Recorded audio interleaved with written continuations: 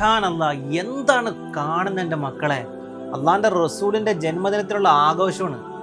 നിങ്ങളൊരു കാര്യം മനസ്സിലാക്കേണ്ട, റഹ്മത്തുല്ലിൽ ആലമീനാണ്. ഈ ലോകത്തിന് മുഴുവൻ റഹ്മത്തായിട്ട് വന്ന മുത്തുനബിയ. മുത്തുനബിൻ്റെ ജന്മദിനം ഇങ്ങനെ ആഘോഷിക്കേണ്ടത്?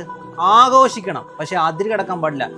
ഏറ്റവും കൂടുതൽ ഇത്തരത്തിലുള്ള തോന്നിവാസങ്ങൾ നടക്കുന്നത് തെക്കൻ കേരളത്തിലാണ്, പ്രത്യേകിച്ച് കൊല്ലം, തിരുവനന്തപുരം ജില്ലകളിൽ.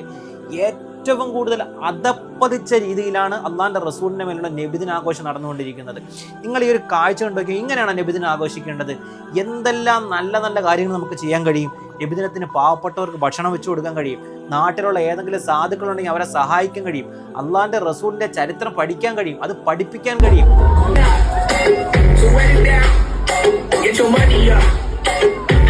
ഈ പരിപാടികളിൽ ഇടുന്ന പാട്ടാണെങ്കിൽ DJ പാട്ട്, സിനിമാ പാട്ട്, അങ്ങനെ തുടങ്ങിയ കാര്യങ്ങൾ ഇട്ടിട്ട് ഒരു സമുദായത്തെ മുഴുവൻ പറയിപ്പിക്കുന്ന രീതിയിലാണ് നടന്നുകൊണ്ടിരിക്കുന്നത്.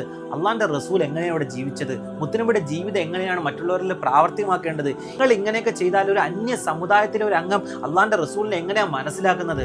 ഒരു കാര്യം മനസ്സിലാക്കേണ്ടത്, ഓരോ നാടുകളിലും നബിദിനം വരുമ്പോൾ പൗരസമിതികൾ രൂപീകരിച്ച് വലിയ പണപ്പിരിവാണ് നടക്കുന്നത്. ഒരു നാട്ടിലുള്ളവർ വിചാരിക്കും തൊട്ടടുത്ത നാട്ടിൽ നടത്തുന്നതിനേക്കാളും ഉഷാറായി നമുക്ക് നടത്തണം. എന്നാൽ ഇതിനെതിരെ കമ്മിറ്റിക്കാർ ശക്തമായ നടപടി രൂപീകരിക്കേണ്ടതുണ്ട്.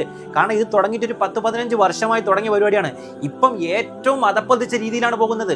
പള്ളികളിലെ ഉസ്താദുമാര്, മഹല്ലുകളിലെ ഖത്തീബുമാര് നല്ല രീതിയിൽ ഇടപെട്ട് ശക്തമായ പ്രതിരോധങ്ങൾ തീർക്കേണ്ടതുണ്ട്. അല്ലെങ്കിൽ അള്ളാഹിൻ്റെ റസൂലിന്റെ പൊരുത്തക്കേട് നമ്മുടെ നാടുകളിലും ഇത് നടത്തുന്ന നമ്മുടെ മക്കളിലും കിട്ടും. ഇതുപോലെ ഇസ്ലാമിൽ നിരക്കാത്ത ഇത്തരം കാര്യങ്ങൾക്ക് വേണ്ടി പണം കൊടുക്കുന്നവരോട് പറയുന്നുള്ളത്, നാളെ അള്ളാഹിന്റെ കോടതിയിൽ ഈ പണം കൊടുത്ത ഓരോരുത്തരെയും പിടിച്ചു നിർത്തും. കാരണം ഇതൊന്നും വെറുതെ നടത്തുന്ന പരിപാടിയല്ല, ലക്ഷങ്ങൾ ചെലവഴിച്ച് നടത്തുന്ന പരിപാടിയാണ്. റബീഉൽ അവ്വലിന് ഒരു മാസം മുമ്പ് തന്നെ ഓരോ നാടുകളിലും തുടങ്ങുകയാണ്. കുട്ടികൾ റബീഉൽ അവ്വലിന് ആ 2-3 ദിവസത്തെ പരിപാടിക്ക് വേണ്ടിയുള്ള പ്രാക്ടീസ്. എത്ര ആളുകളാണ് നിസ്കാരം പോലും കള ആക്കിയിട്ട് ഈ പരിപാടിക്ക് വേണ്ടി തയ്യാറെടുക്കുന്ന കുട്ടികളുണ്ട്. ഞാൻ എൻ്റെ അനുഭവത്തിൽ നിന്ന് നമ്മുടെയൊക്കെ നാടുകളിൽ നടന്ന പരിപാടിയാണ്. നിങ്ങൾ നബിദിനത്തിന് റാലി നടത്തിക്കോ, ദഫ് നടത്തിക്കോ, അതൊന്നും വേണ്ടാന്ന് ഒരിക്കലും പറയുന്നില്ല. കാരണം അള്ളാഹിൻ്റെ റസൂൽ മദീനയിലേക്ക് വന്നപ്പോഴേ തോലാൽ ബദ്ർ ചൊല്ലി ദഫ് മുട്ടി സ്വീകരിച്ചവരുണ്ട്. അതുകൊണ്ട് ദഫ് മുട്ട് അല്ലെങ്കിൽ അതിന് എതിര് നിൽക്കുകയല്ല, മാന്യമായ രീതിയിൽ എത്ര നല്ല രീതിയിൽ നടത്താൻ കഴിയും.